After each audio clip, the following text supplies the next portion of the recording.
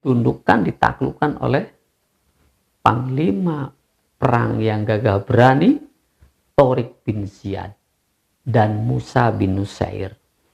Ya, tentu saudara akan mengenal banyak sahabat-sahabat Nabi yang meninggalkan legacy yang yang monumental, seperti Khalid bin Walid, mampu menggetarkan pasukan Romawi yang jumlahnya jauh lebih besar. Sehingga pasukan Romawi yang begitu besar dan dahsyat, modern, itu tidak mampu menaklukkan pasukan Khalid bin Ziyad. Maaf. Oh ya benar, Khalid bin Walid, bukan Khalid bin Ziyad. Jadi Khalid bin Walid ini adalah panglima perang yang mampu menggetarkan tentara Romawi. Kemudian ada Sa'ad bin Abi Waqqas. Ya, Sa'ad bin Abi Waqqas ini adalah yang menaklukkan Persia. Ya, sekarang itu Iran. Di Qadisiyah. Ya, kemudian juga banyak pahlawan-pahlawan. Ada Muhammad Al-Fatih. Ya, itu mampu menaklukkan benteng yang terkuat di dunia. Benteng Romawi Timur, Bizantium di sana dikuasai oleh Muhammad Al-Fatih. Nah, itulah Turki Utsmani min athari sujudnya Al-Fatih. Nah, jadi itulah min athari sujud, bukan di sini. Ya.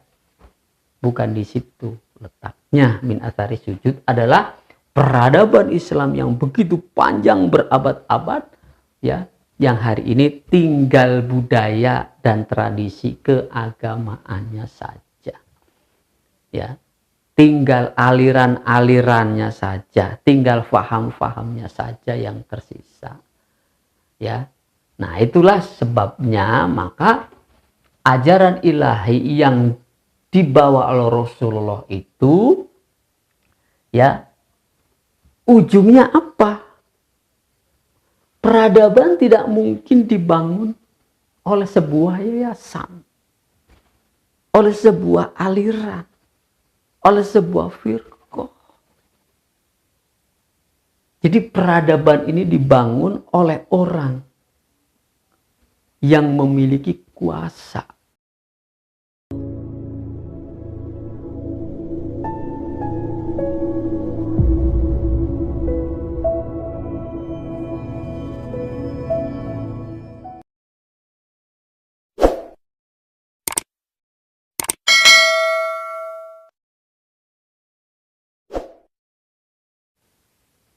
A'udzu billahi minasyaitonir rajim. Bismillahirrahmanirrahim.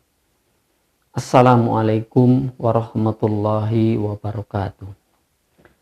Alhamdulillahilladzi arsala rasulahu bil huda waddinil haqq liyudhhirahu 'alad dini kullihi walau karihal musyrikun wa kafa billahi syahidan. Asyhadu an la ilaha illallah wahdahu la syarikalah wa asyhadu anna Muhammadan abduhu wa rasuluh, amma ba'd. Pemirsa yang dirahmati Allah dan diberikan kemudahan-kemudahan oleh Allah untuk memahami ayat-ayatnya, sehingga kita dapat melaksanakan seluruh perintah dan menjauhi segala larangan sesuai dan selaras dengan sunnah para nabi-nabinya, utamanya Nabi Muhammad Rasulullah SAW. Pemirsa yang dirahmati Allah, salam jumpa kembali dalam kajian Al-Quran dalam channel kajian berfikir ini. Pemirsa yang dirahmati Allah, ini sudah saya tuliskan, sudah saya pampangkan ayat yang akan menjadi materi pembahasan saat ini, dengan judul Sunnah Rasul adalah peradaban Islam yang lahir dari ajaran ilahi. Berbicara mengenai peradaban, apalagi peradaban Islam, adalah satu bentuk kehidupan yang berlangsung begitu lama. Ya, karena bicara peradaban itu ukurannya adalah abad. Artinya berabad-abad. Ya, berabad-abad suatu peradaban Islam yang ditampilkan oleh para nabi dan rasul, utamanya dan Nabi Muhammad, yang sampai detik ini tentu masih sangat urgen, dan bahkan sampai yaumil kiamah itu peradaban Islam itu urgen. Ya, karena Islam itu adalah merupakan tuntunan. Bagaimana cara hidup itu, ya cara hidup Islam sebenarnya yang harus dibangun. Ya, tentunya peradaban Islam ini berjaya begitu lama, berabad-abad. Ya. Namun setelah itu peradaban Islam tinggal sisanya.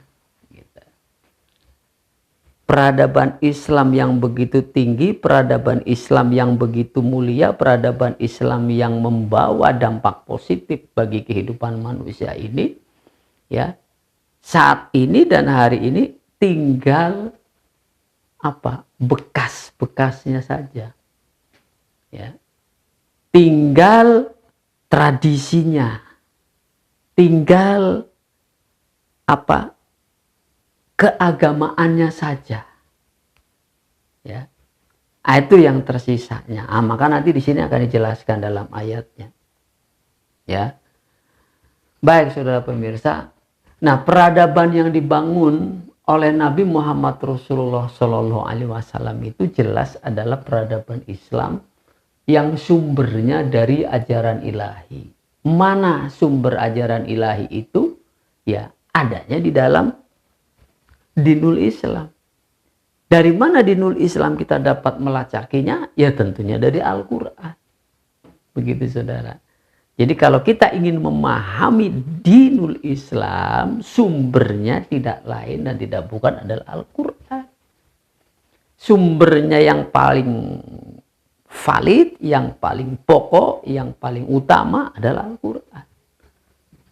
Makanya forum ini, channel ini memang senantiasa membahas terutama adalah Qur'annya. Nah, baru kesananya adalah penjelasan-penjelasannya, ya, bisa berdasarkan kitab tafsir yang lain, bisa penjelasannya dari atau kelengkapannya dari pendapat-pendapat para ulama yang lainnya yang juga sejalan dengan Quran, dengan apa? Kitab Al-Qur'an ini. Ya, sebagai landasan primer pokok. Baik, mari kita bacakan dulu ayatnya, surat Al-Fat surat 48 ayat 29. Bismillahirrahmanirrahim. Muhammadur Rasulullah. Muhammad itu utusan Allah. Walladzina ma'ahu, orang-orang yang beserta dengannya, asyidda 'alal kufar ruhama'u bainahum. Ya. Orang-orang yang berada bersama-sama dengan Rasulullah itu mempunyai karakter, gitu saudara. Mempunyai sifat, mempunyai jiwa, karakter, sifat, dan jiwa. Mental. Ya, kalau kemarin materi-materi sebelumnya, ya, saya pernah membahas tentang masalah anfus, masalah jiwa, masalah karakter yang terbentuk atau dibentuk oleh kalamullah, oleh wahyu kalau di zaman Nabi Muhammad, atau kepada Nabi dengan wahyunya, kepada orang biasa dengan kitabnya. Itulah yang membentuk mental, anfus, jiwa, karakter bagi orang mukmin.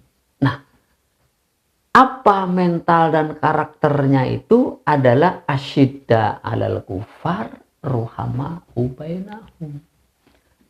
Ya. Jadi ini mental karakter. Ya. asyidda alal kufar ruhama ubainahum. Keras, tegas, ya, tidak kompromi terhadap apa? Alal kufar, segala bentuk kekafiran.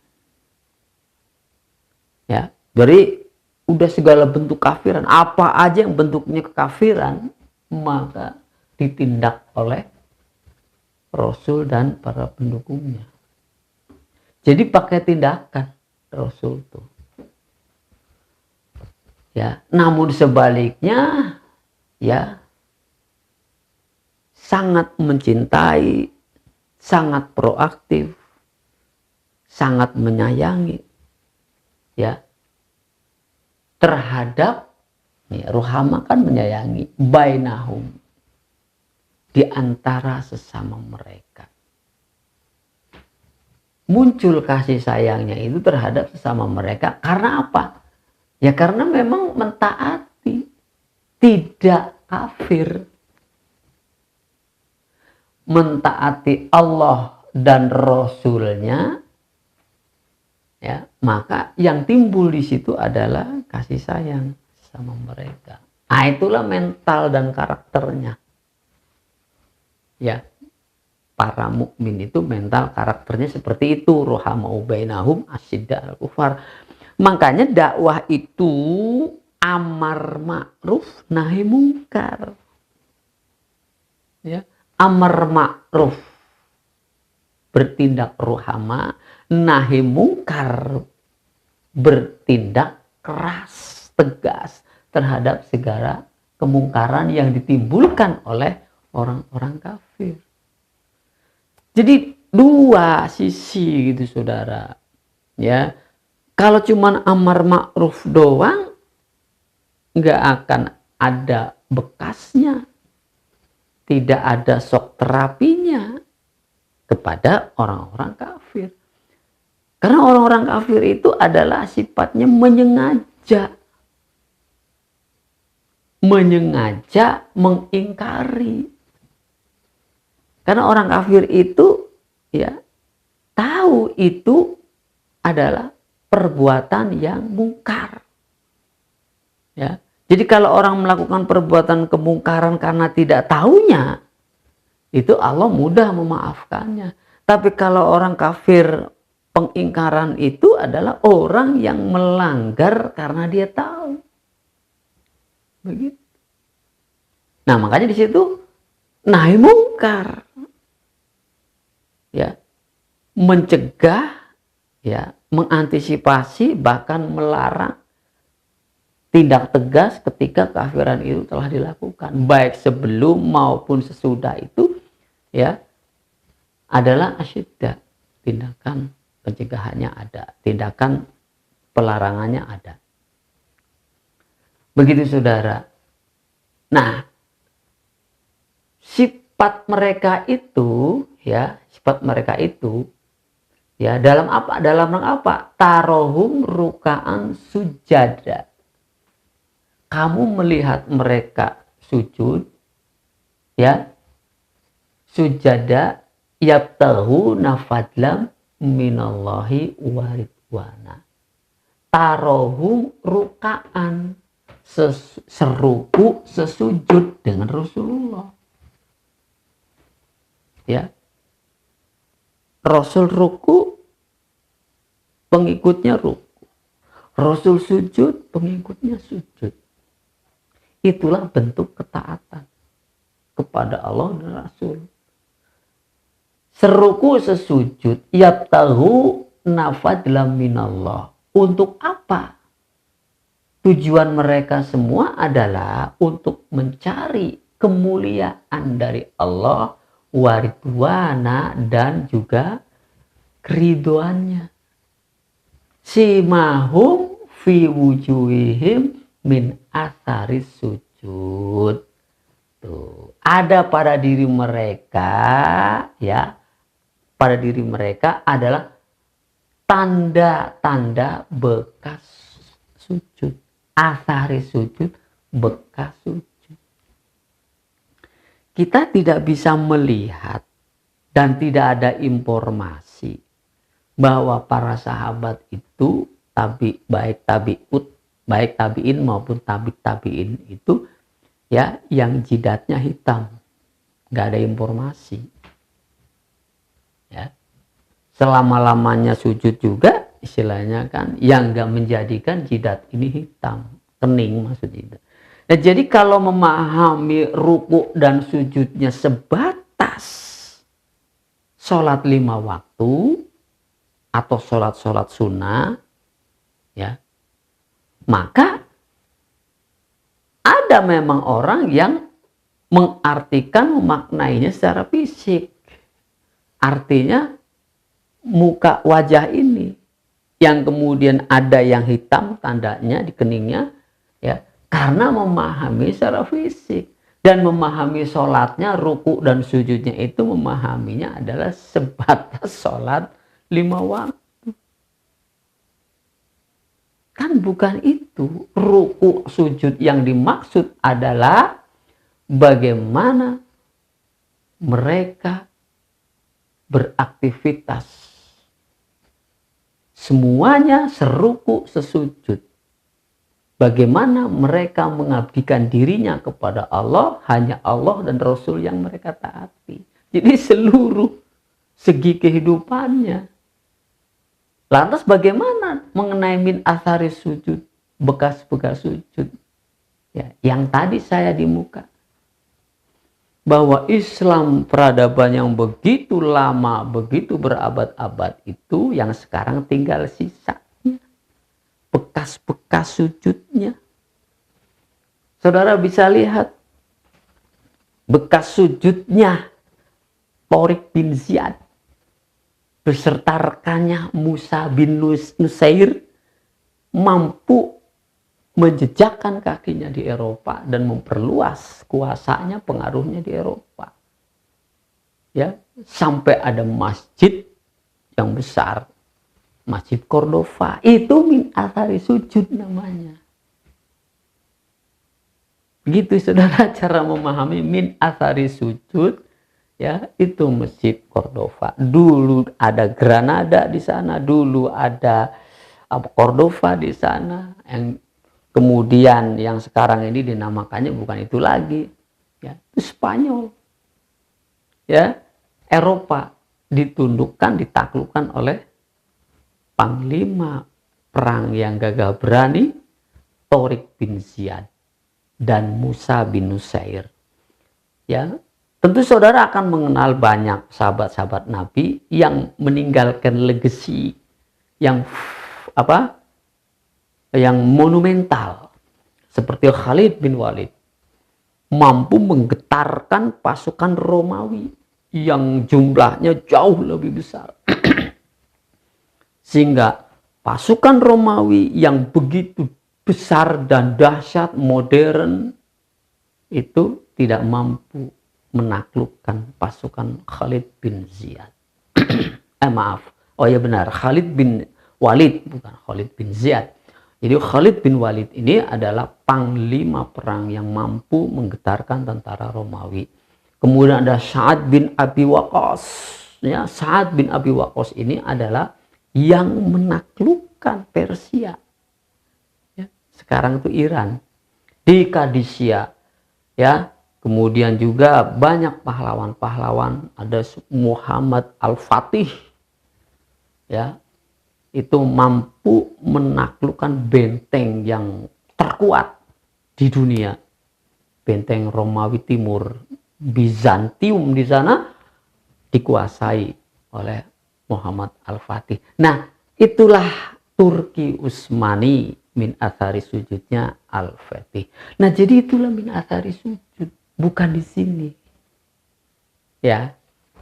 Bukan di situ letaknya. Min athari sujud adalah peradaban Islam yang begitu panjang berabad-abad, ya, yang hari ini tinggal budaya dan tradisi keagamaannya saja, ya, tinggal aliran-alirannya saja, tinggal faham-fahamnya saja yang tersisa. Ya.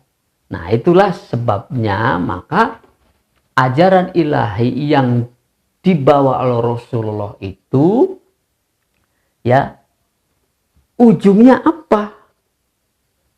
Peradaban tidak mungkin dibangun oleh sebuah yayasan, oleh sebuah aliran, oleh sebuah firqah.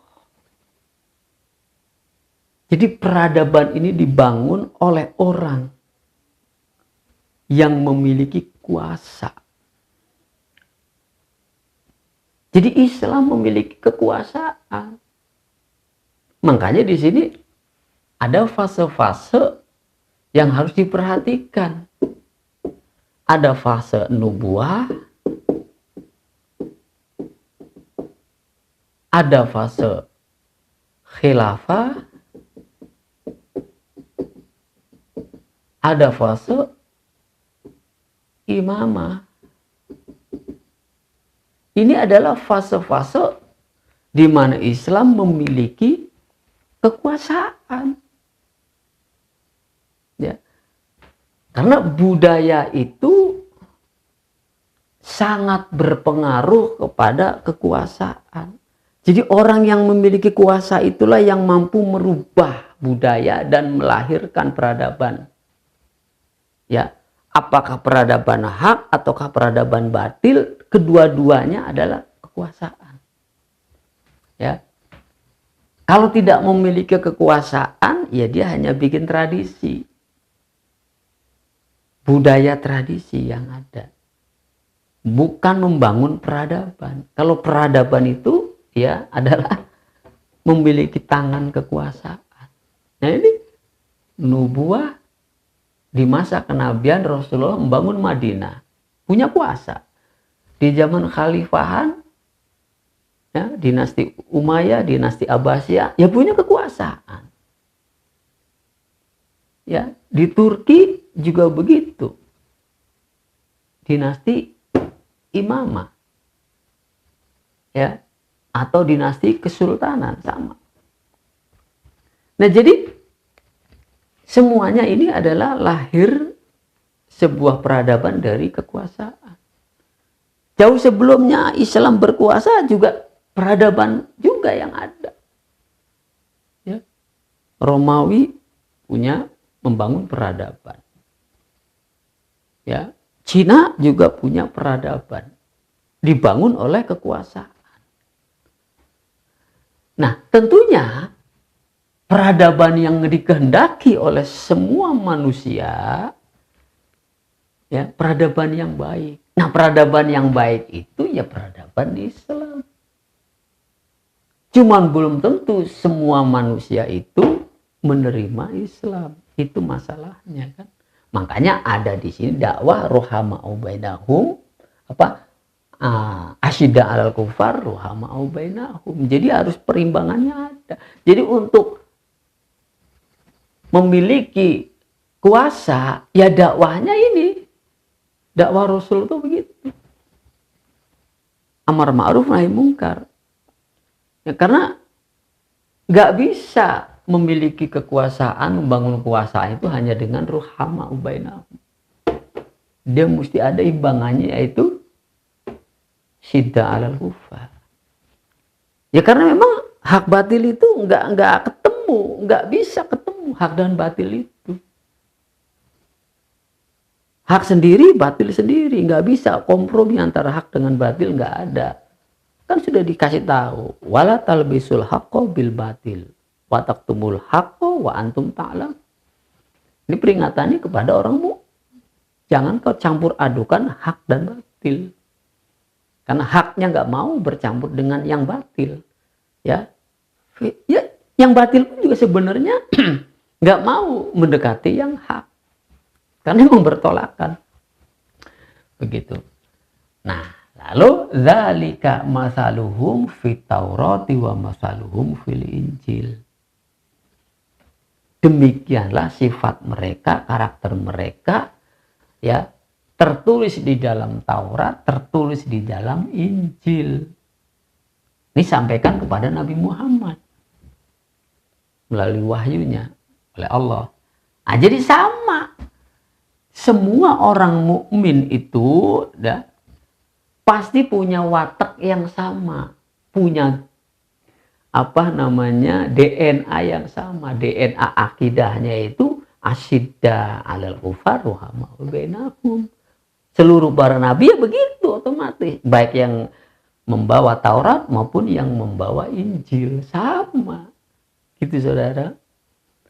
Nah, ini kan kemudian dilanjutkan dengan ayat yang ayat tersebut disembunyikan oleh Allah dalam bentuk bahasa majaz kazarin.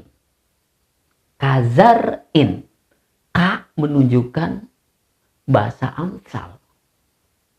Bahasa amsal, bahasa perumpamaan. Dorobul amsal. Nah, ayat-ayat Al-Quran itu banyak sekali yang menggunakan bahasa amsal. Ya, majaz. Kazarin akhroja syat'ahu. Ya, jadi kehidupan Nabi Muhammad dengan para pengikutnya dan para pendukungnya itu dibangun seperti apa?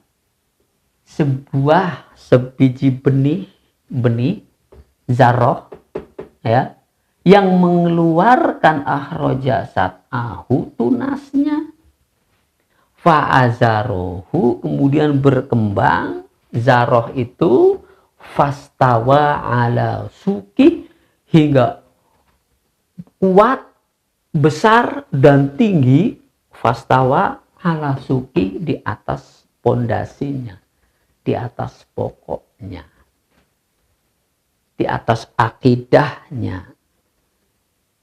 Ya, jelas akidahnya adalah apa? Ajaran ilahi, akidahnya.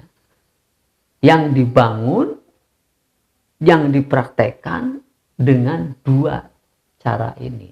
Asyidda 'alal kufar ruhamau bainahum. Nah, ini perumpamaan. Jadi kehidupan Rasulullah atau sunnah Rasul itu ya dibangun untuk meninggikan Islam sebagai suatu peradaban yang hak.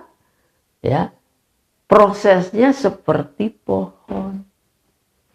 pohon bahasa Indonesia. Ya, bahasa Qur'annya syajarah, diadopsi menjadi bahasa Indonesia lagi sejarah. Sejarah apa? Sejarah Rasul. Sejarah Rasul, bahasa Qur'annya sunnah Rasul. Sunnatur Rasul. Ini pohon digambarkan, menggambarkan pohon sebagai sunnatullah. Ya kan, pohon itu kan sunnatullah tuh langsung pekerjaan Allah. Ya, untuk apa? Menggambarkan sunnatur Rasul. Sunnatullah menggambarkan sunnatur Rasul. Nah, saya pernah bahas bahwa pertumbuhan pohon ya itu berkali-kali berulang-ulang dengan sistem dan metode. Kalau ke sunnah pakainya metode.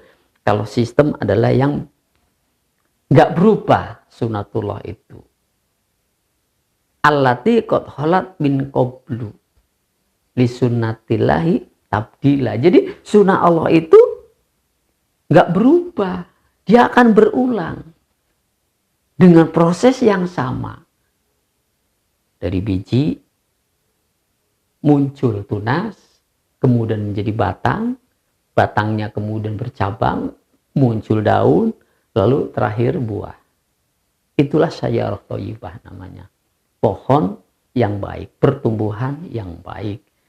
Nah, dari buah itu ya tumbuh lagi pohon baru dengan proses yang sama.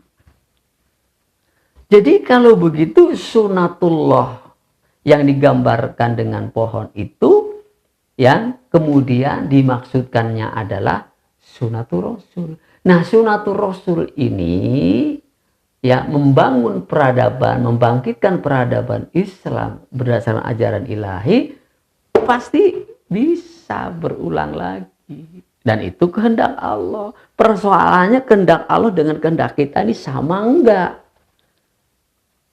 Kalau kita mengikuti kehendak Allah bahwa sunnah Rasul yang seperti ini akan berulang atau diulang, disebut rekonstruksi sunnah, ya pasti bisa. Kenapa? Ayatnya sama. Dulu mah Rasulnya bentuknya wahyu, hari ini bentuknya kitab Quran.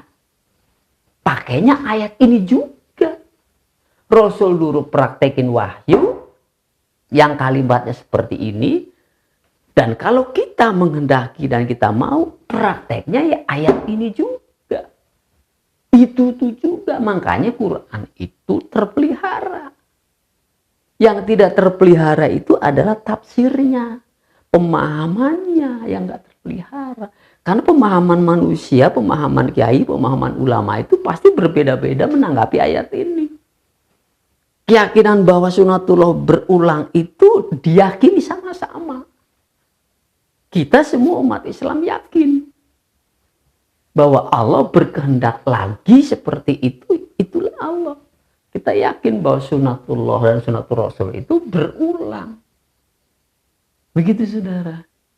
Nah persoalannya kita bagaimana mensikapi ayat ini.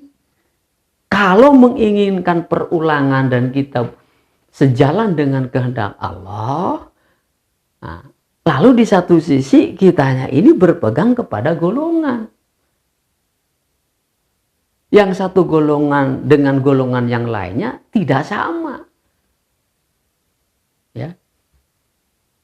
Sunni dengan Syiah nggak sama. Ahlu sunnah dengan Salafi Wahabi nggak sama. Ya, padahal di sini ayatnya kudu sama kan, seruku sesujud. Berdiri di atas pokok yang sama, ala suki. Kalau berdiri di atas pokok yang berbeda, ya lain pohon. Ya nggak bisa yang seperti itu. Ya, untuk memperoleh kuasa dari Allah nggak bisa kalau begitu modelnya. Ya, secara akidah berbeda. Syiah berbeda akidahnya dengan Sunni. Ya, Ahlus Sunnah berbeda akidahnya dengan Salafi Wahabi. Nah, belum lagi nanti anak cucunya, kelompok-kelompok kecil yang banyak sekali perbedaan-perbedaan itu. Ya, makanya dengan adanya peristiwa sekarang ini nih, yang lagi perang nih, ya, Israel dengan Iran, itu kan beragam pendapatnya juga. Ya, tapi yang jelas sudah menunjukkan bahwa Iran miliki kekuasaan dia. Itu kelebihan dari Iran. Kelebihan dari Iran itu dia memiliki kekuasaan. Memiliki kedaulatan. Tapi umat Islam selain Syiah, katakan Ahlu Sunnah, ataupun Salafi Wahabi, nggak punya kekuasaan. Dia hanya punya doa. Ya. Makanya nggak mampu untuk menghadapi Israel. Lah kalau Iran mampu menghadapi Israel. Nah, selain Iran nggak ada yang mampu. Bahkan yang punya kekuasaan pun seperti Arab Saudi, Qatar, ya, Irak, dan lain-lain negara yang di Timur Tengah itu nggak mampu melawan Israel. Yang dilawan Israel yang juga memiliki kekuasaan. Jadi levelnya kekuasaan melawan kekuasaan itu baru imbang. Tapi kalau yayasan, aliran, paham nggak bisa menghadapi kekuasaan. Lah menghadapi kekuasaan yang ada di dalam negeri aja nggak mampu. Begitu saudara. Ya, jadi itu. Ya. Nah, Nabi berhasil, Nabi sukses, ya. Nabi mengalami banyak kemenangan-kemenangan, bahkan kemenangan itu dilanjutkan oleh para khalifahnya sesudahnya, ya, sampai menguasai sepertiga dunia. Eropa sudah dijajaki. Begitu saudara. Nah, ternyata polanya sudah Allah kasih tahu, sudah diwahyukan kepadanya polanya.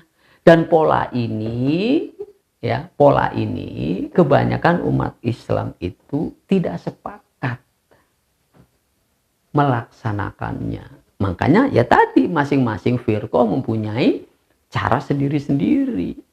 Padahal cara yang dipakai oleh Rasulullah itu adalah cara yang dituntun oleh Allah melalui surat ya, ada 3 surat tuh, surat 9, surat At-Taubah, kemudian ayatnya 33, surat 61 ayatnya 19, kemudian surat 48 ayatnya 28 nih. Surat 9 ya, ayatnya 33.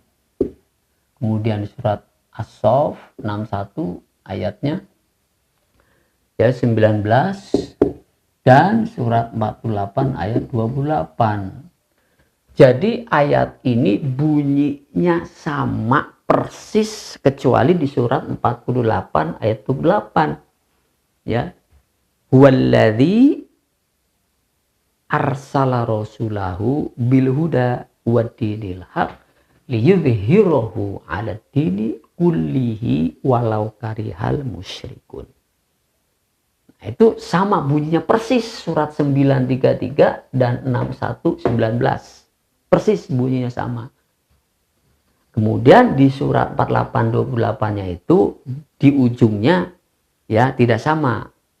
Awalnya sama, wallazi arsala rasulahu bil huda waddinil haq liyudhhirahu 'ala dini wa kafa billahi syahida. Ujungnya itu. Dialah Allah yang mengutus Rasulnya, dialah Allah yang telah mengutus Nabi Muhammad, kan gitu. Ya, dialah Allah yang telah mengutus Nabi Muhammad. Rasulahu, Rasulnya. Bil huda, membawa petunjuk. Petunjuk tentang apa? Petunjuk tentang dinul Islam. Ajaran ilahi. Nah, untuk apa Rasul diutus oleh Allah? Tujuannya apa? Ya, liyudhhirahu. Nah, ini nih. Poinnya di sini. Liyudhhirahu.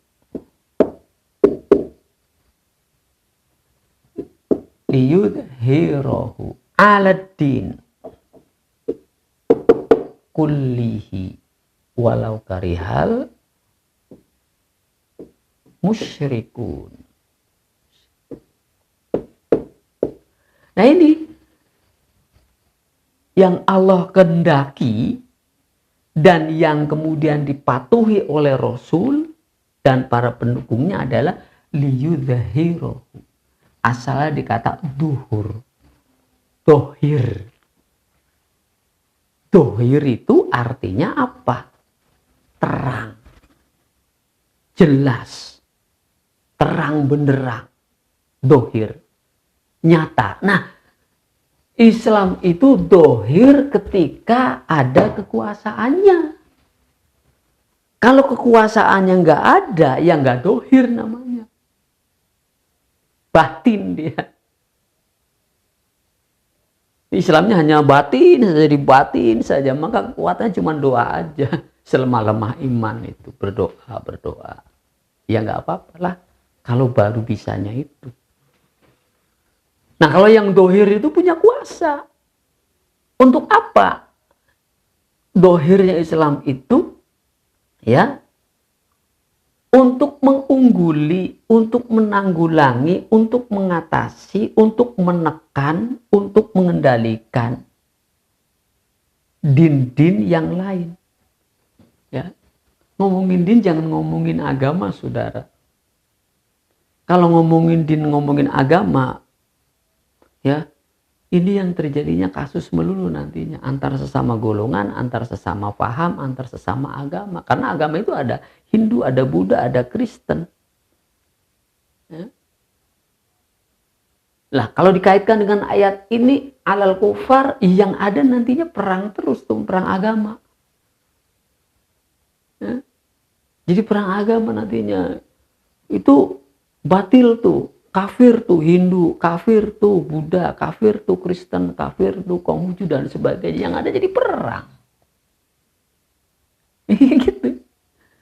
Padahal sasarannya ini bukan orang beragama, tapi ini kaum musyrikun. Kaum musyrikun itu adalah orang yang memerangi Allah dan Rasulnya. Orang musyrik itu adalah orang yang memerangi Allah dan Rasulnya. Tapi kalau orang kafir yang umum difahami adalah orang yang non-Islam, ya, nggak ada alasan memusuhi. Apa alasannya? Kecuali dia memerangi, kecuali dia memusuhi kita. Itu baru dilawan, baru itu perang terjadi. Tapi kan justru yang gemar memerangi, memusuhi itu kan ini musyrik. Contohnya Nabi dulu kan melawan sekalipun itu saudaranya sendiri kan, karena musyrik. Dan musyrik itu adalah orang yang berbahaya terhadap Islam dan ajarannya. Makanya ya kullihi walau karihal musyrikun, yang benci itu, yang tidak suka itu adalah orang musyrik. Ya, dinusyirki, din tetapi mereka syirik. Nah, syirik jangan ngomongin benda-benda, syirik itu lihat, perhatikan saudara. Ya. Jadi orang musyrik itu mulanya adalah dia munafik. Ya, nifak. Nifak, perhatikan. Nifak itu adalah hatinya. Nah, sebutannya adalah munafik.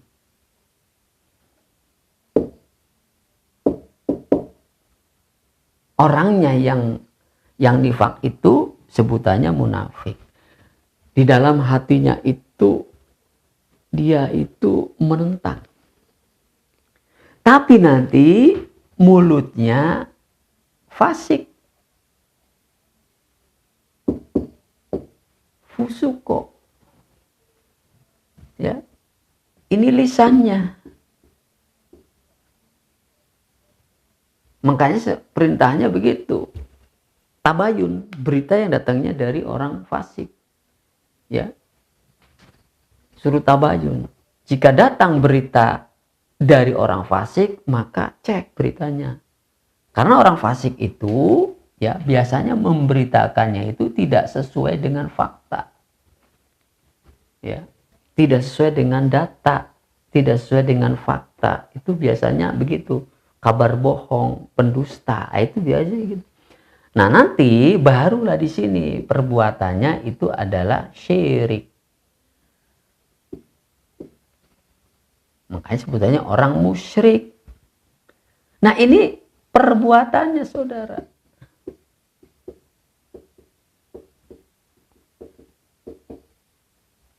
Hatinya menolak, mulutnya nggak ngaku.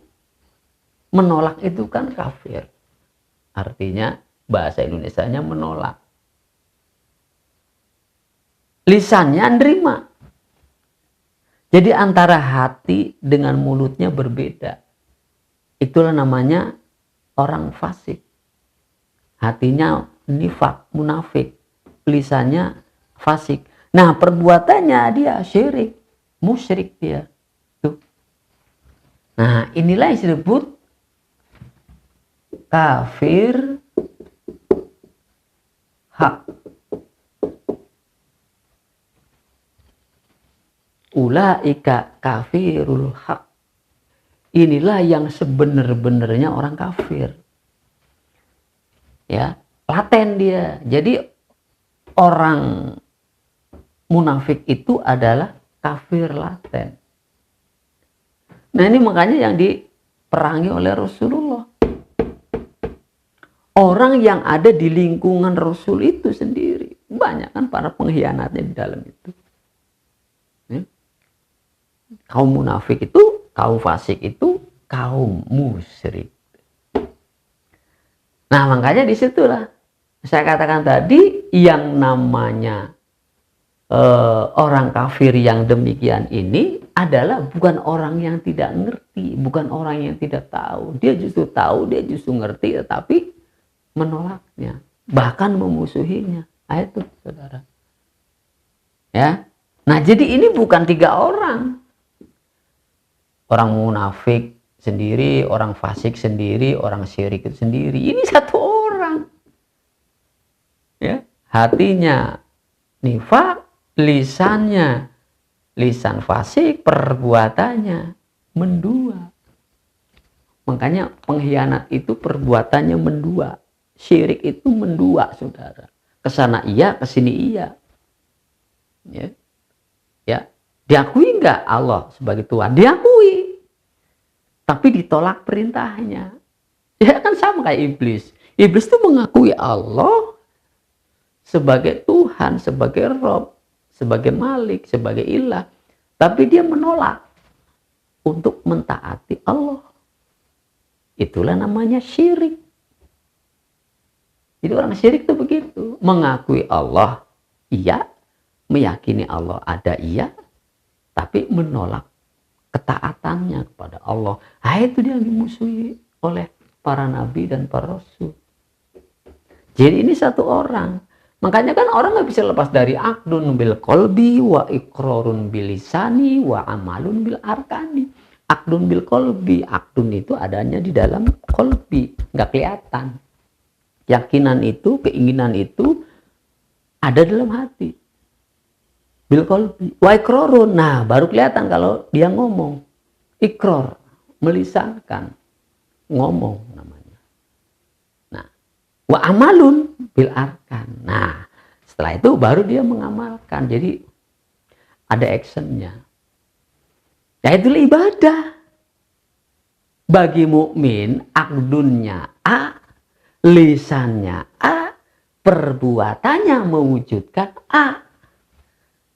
Tapi kalau orang fasik, orang munafik, orang yang musyrik, itu berbeda. Akdunnya A, perbuatan apa? Akdunnya A, ya, lisannya B. Berbeda antara apa yang diyakini, apa yang ada dalam hatinya dengan apa yang diucapkan. Jadi pengucapannya itu untuk menyembunyikan niat yang sesungguhnya. Maka niat yang sesungguhnya itu nanti baru kelihatan di dalam perbuatan. Itu disebut kizib, pendusta.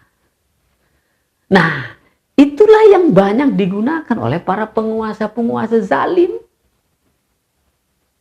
Istilahnya sen kanan belok kiri. Ngomong A perbuatannya B. Ngomong iya perbuatannya tidak. Ya. Jadi ngomongnya A. Ya. Ngomongnya A. Tapi perbuatannya B. Jadi si B ini adalah apa yang tersembunyi di dalam hatinya.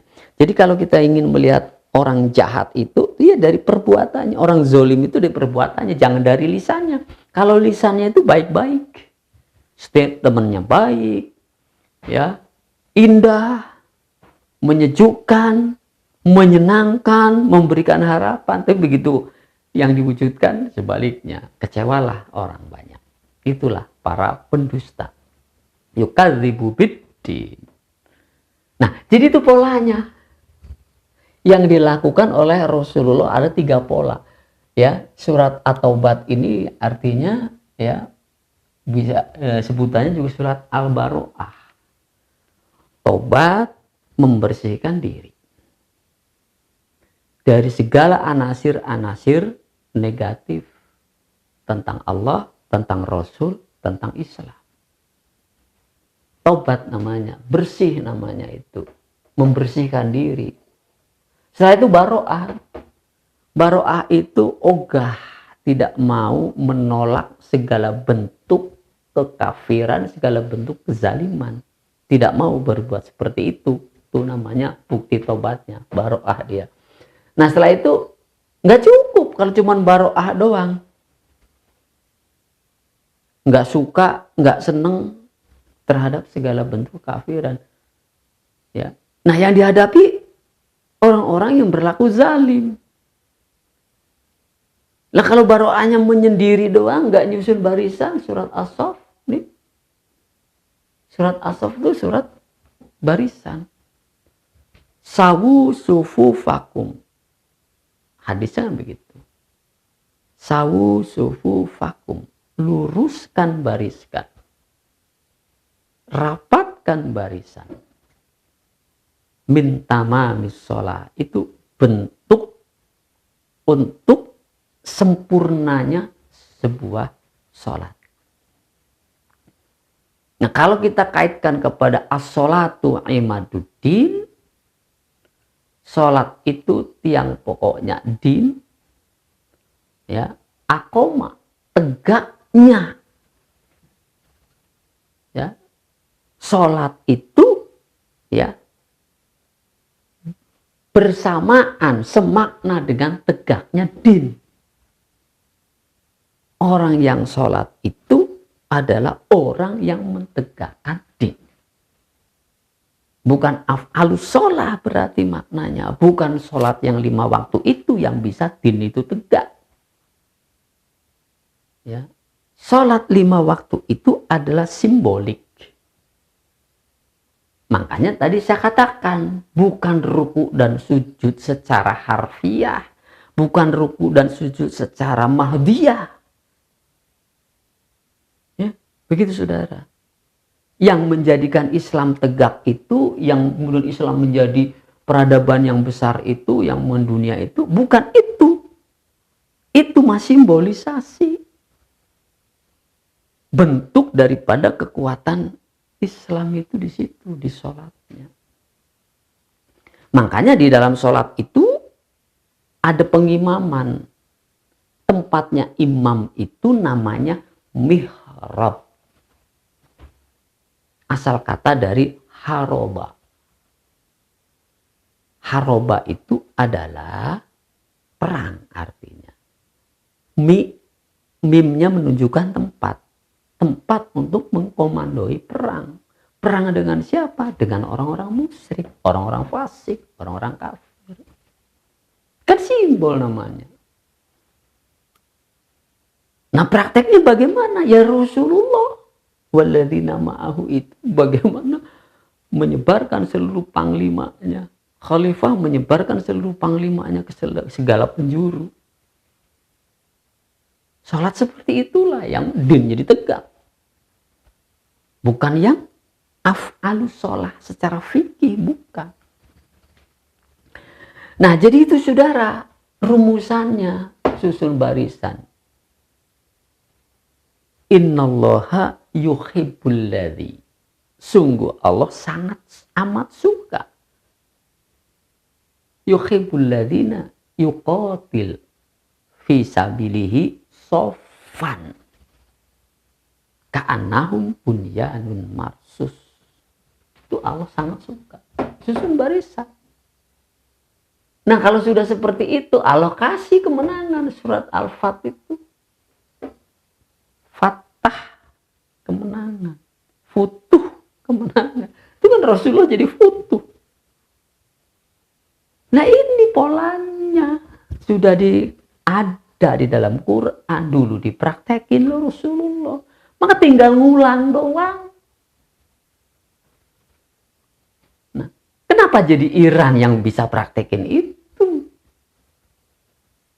Sehingga punya kekuasaan. Kan mestinya umat Islam yang besar itu. Bukan golongan. Syiah kan golongan. Sunni golongan. Ahlu sunnah golongan. Salafi Wahabi golongan. Dan masih banyak lagi golongan-golongan. Ada Persis, ada Muhammadiyah, ada NU di Indonesia.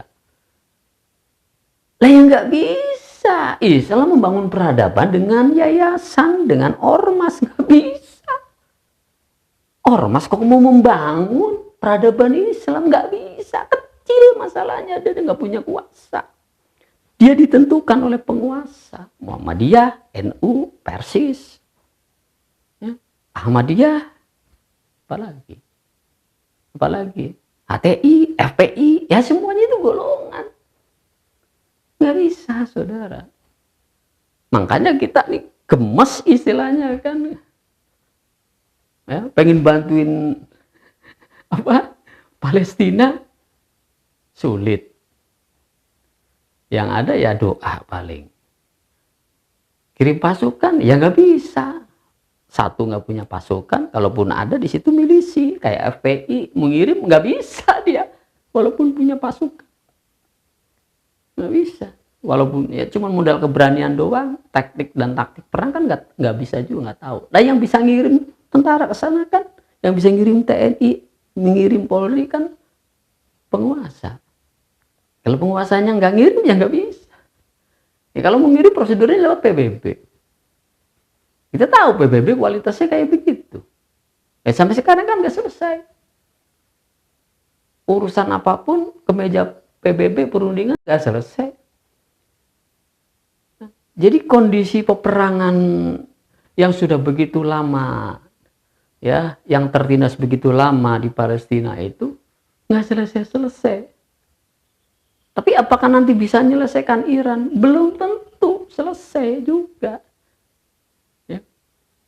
Karena Iran itu tadi latar belakangnya dalam sejarahnya itu ya golongan juga. Sekte juga. Syiah. Ya. Tapi udah lebih maju dibandingkan Ahlus Sunnah, dibandingkan Salafi Wahabi, dibandingkan golongan-golongan yang lain. Dia lebih maju, mampu menghadapi militer Israel. Ya, hari ini tanggapannya beragam. Ada yang bilang itu strategi penipuan dan lain sebagainya. Itu aja udah kontradiktif. Ya. Ada yang memuji Iran, ada yang membuli Iran. Yang membuli Iran juga orang Islam juga. Hati-hati terhadap ajaran Syiah kan begitu. Di balik Iran itu kan Syiah. Ya begitu aja tuh umat Islam senangnya. Ya. Apapun latar belakangnya hari ini Anda nggak bisa membantah, umat Islam nggak bisa membantah bahwa Iran mampu. Itu aja sebenarnya. Ya. Karena apa? Karena memiliki kekuasaan. Wahabi nggak punya kekuasaan. Salafi. NU apalagi cuma organisasi ormas. Nah itu saudara dipahami. Jadi harus kembali kemana nih? Polanya sudah disediakan oleh Allah, yang dulu dipraktekkan oleh Rasulullah. Inilah ayatnya. Ya, jadi tinggal bagaimana kita mensikapinya. Dunia hari ini ya terancam dengan peperangan yang menyeluruh. Itu yang disebut dengan perang dunia ketiga. Jadi bagaimana mensikapinya? Ya. Kalau mau mensikapinya, mau menyunah, ya ini deh polanya. Permasalahannya sanggup enggak saudara? Ya, meruntuhkan akidah saudara yang tidak sejalan dengan sunnah Rasul. Itu yang jadi soal. Akidah apa? Akidah golongan yang sulit dan enggak bisa ya dengan mudah dihilangkan. Karena itu akidah saudara. Karena bicara akidah itu bukan bicara logika, tapi bicara subjektif keyakinan. Selama dia belum bisa ya menetralisir akidahnya, menyamakan akidahnya kepada akidah Rasulullah dan para pengikutnya, ya sulit. Itu problem besarnya. Nah, itulah saudara yang dapat saya sampaikan. Semoga ini informasi dari Quran, dari sunnah dapat dicerna. Demikian, hadanallahu wa iyyakum ajmain. Walhamdulillahirabbil alamin.